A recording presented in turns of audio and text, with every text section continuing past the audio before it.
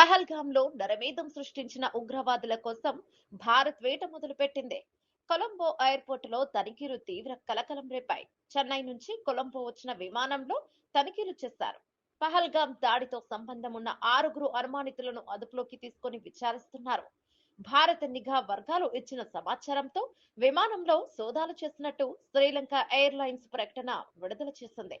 సోదాల కారణంగా సింగపూర్ వెళ్లాల్సిన విమానం ఆలస్యమైనట్టు వివరణ ఇచ్చింది. జమ్మూ కాశ్మీర్ లోని పహల్గాంలో జరిగిన భయంకరమైన ఉగ్రవాద దాడి తర్వాత భారతదేశంతో పాటు పొరుగు దేశాలలో భద్రతా అప్రమత్తత గరిష్ట స్థాయికి చేరుకుంది. ఈ క్రమంలోనే చెన్నై నుండి కొలంబోకు వస్తున్న విమానంలో ఉగ్రవాదులు ఉన్నారనే అనుమానంతో శనివారం మే 3న శ్రీలంకలోని బండారు నాయకి అంతర్జాతీయ విమానాశ్రయంలో భారీ సోదాలు నిర్వహించారు. భారత నిఘా వర్గాల సమాచారం ఆధారంగా విమానాశ్రయంలో విస్తృత తనిఖీలను నిర్వహించారు.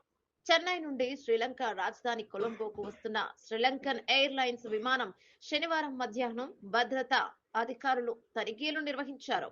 ఆ విమానంలో ఉగ్రవాదులు ప్రయాణించే అవకాశం ఉందని భారత ఏజెన్సీలో చెన్నై ఏరియా కంట్రోల్ సెంటర్ ద్వారా శ్రీలంక అధికారులకు తెలియజేసిన తర్వాత దర్యాప్తు ప్రారంభమైంది.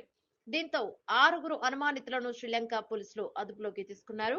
పహల్గాం దాడితో వీరికి సంబంధాలున్నట్టు అనుమానిస్తున్నారు. వీరిని కస్టడీలోకి తీసుకున్న పోలీసులు విచారణ చేపట్టారు. ఈ అనుమానితులు భారతదేశం నుంచి శ్రీలంకకు పారిపోవడానికి ప్రయత్నిస్తున్నారని నిఘా వర్గాలు చెబుతున్నాయి. అంతర్జాతీయ భద్రతా సంక్షోభాన్ని నివారించడంలో భారత భద్రతా సంస్థల ఈ అప్రమత్తత ముఖ్యమైన పాత్ర పోషించింది.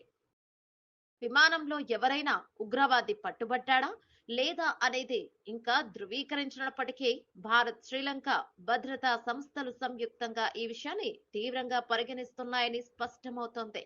భారత నిఘా వర్గాల సమాచారం రెండు దేశాల మధ్య పెరుగుతున్న భద్రతా సహకారాన్ని సూచిస్తుందని భద్రతా విశ్లేషకులు భావిస్తున్నారు.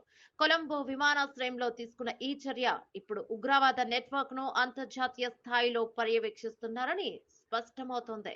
భారత్ సకాలంలో ఇచ్చిన సమాచారంతో భారీ ముప్పును నివారించడంలో సహాయపడింది.